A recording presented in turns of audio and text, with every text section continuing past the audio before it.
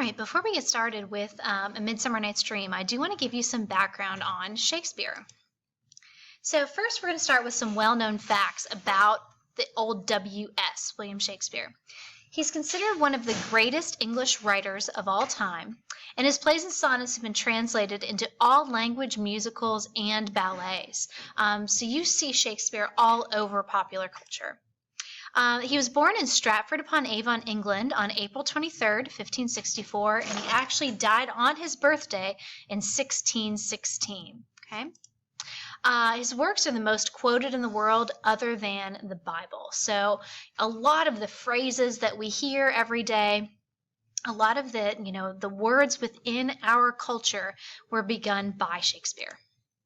So some things you might never hear about Shakespeare is that he was actually a teen father. When he was 18, he married a pregnant 26-year-old Anne Hathaway. They ended up having 3 children, which he proceeded to leave and go to London to work on his stage career instead of being a good dad. So he was the father of twins. Their names were Judith and Hamnet, and then they had a 3rd child as well. He was an Elizabethan rapper, so he used rhythm and rhyme throughout all of his plays and sonnets. And he actually has been accused of plagiarizing. He was accused of stealing ideas for his plays from the writer Christopher Marlowe, though that hasn't been substantiated.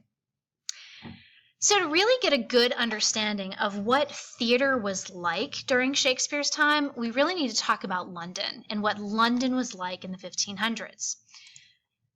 First off, they have no running water, so there is no indoor plumbing at all. There are no toilets, so that can lead, of course, to a lot of disease, a lot of sickness throughout London.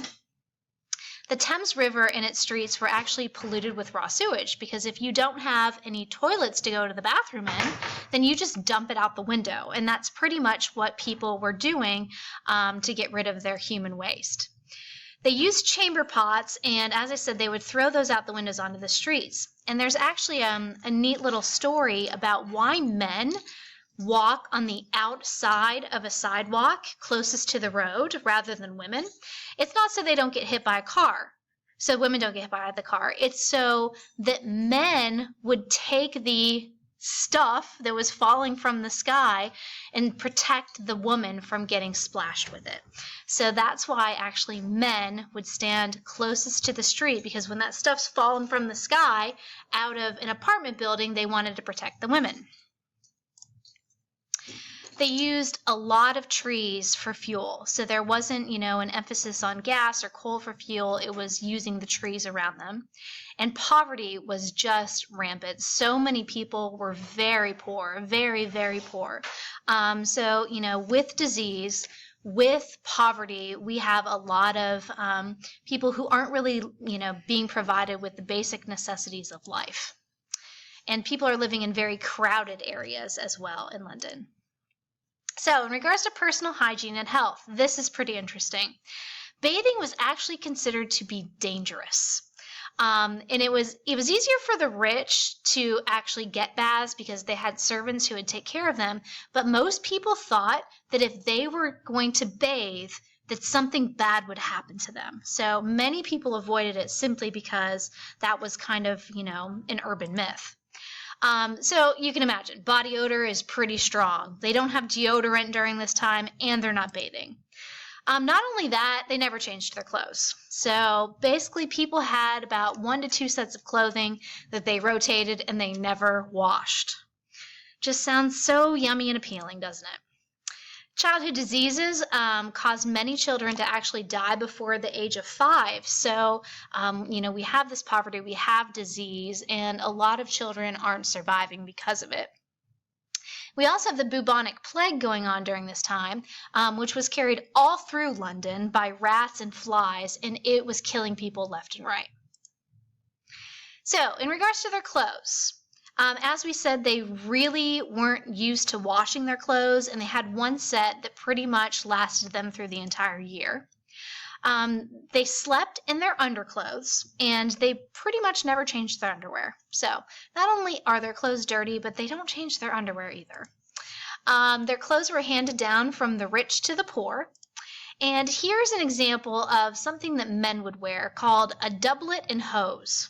So the hose are the white, little pantyhose things that you see at the bottom. And that's something that men would wear.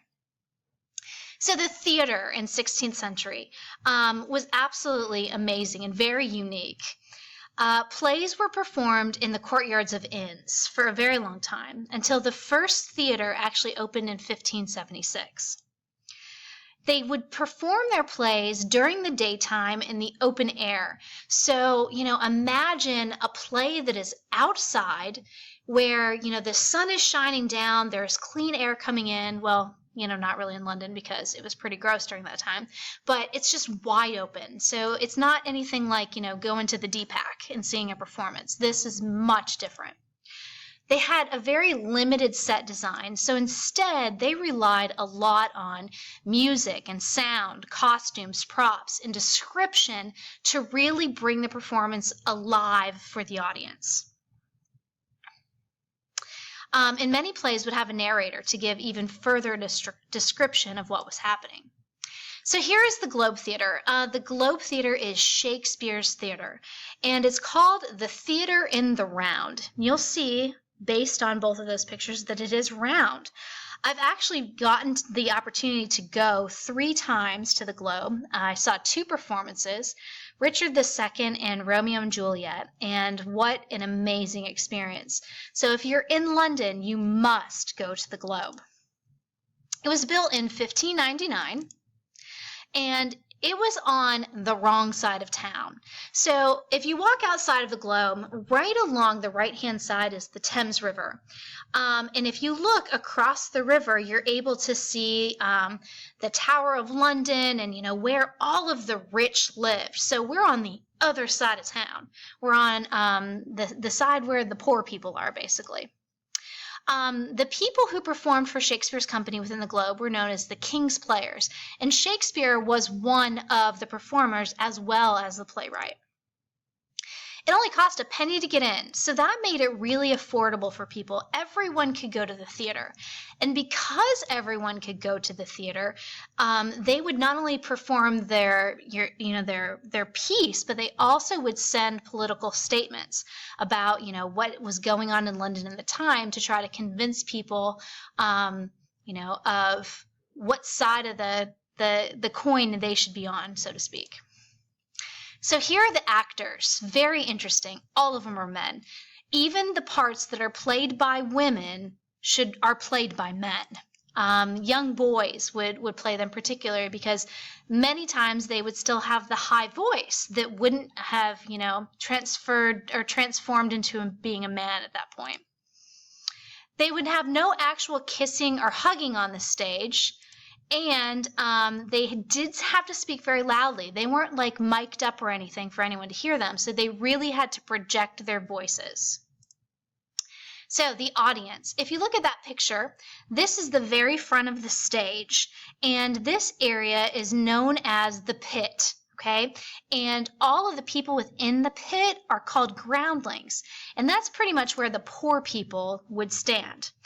And many times, if there had been rain, it would be muddy. And if you look up, the roof is just wide open. So, when it's being performed in the daytime in the open air, you do have the chance for rain. Women weren't allowed in the pit because we have to remember that during this time, women didn't have the same status as men did. So if they wanted to be in the pit, they actually had to dress up as men to be able to attend. And those closest to the stage, if the performance was bad, they would throw rotten vegetables. I'm sure you've heard of the website Rotten Tomatoes. It's based on this idea that in a play, someone would throw rotten vegetables at the stage if the performance was bad. And the more affluent you were, the more money you have, the higher you sat up in the theater. So, it has 3 levels. So if you were on the top level, of course, that meant that you had the most money and you were the most important. So here are the types of writing that Shakespeare did. So he wrote many plays, and they are divided into comedies, tragedies, and histories. So we're reading a comedy, A Midsummer Night's Dream. I'm sure that many of you have heard of some of these tragedies like Hamlet or Macbeth.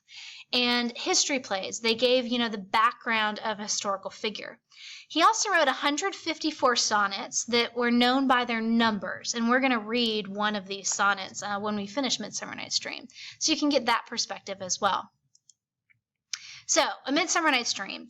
Unlike many of his other plays, it doesn't include anyone who's historical at all, so there are no historical figures in it.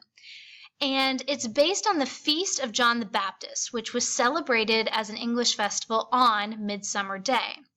It's believed that on Midsummer Nights, the fairies and the witches basically came out to play, and they held their festival. So in Midsummer Night's Dream, we have the present time that is happening in Athens, but we also have this dreamy time, the nighttime when all of our fairies are coming out. So we have two different kind of plots that are coming together.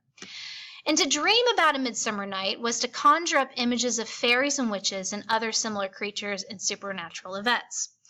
All the characters in the plot are purely fictitious, but Shakespeare may have based parts on the play on The Knight's Tale by Geoffrey Chaucer. And of course, we already know that we have talked about, several myths that are going to be alluded to within A Midsummer Night's Dream. So we're going to take all this background information to really be able to dive deep into A Midsummer Night's Dream, and I know have a really great time with it.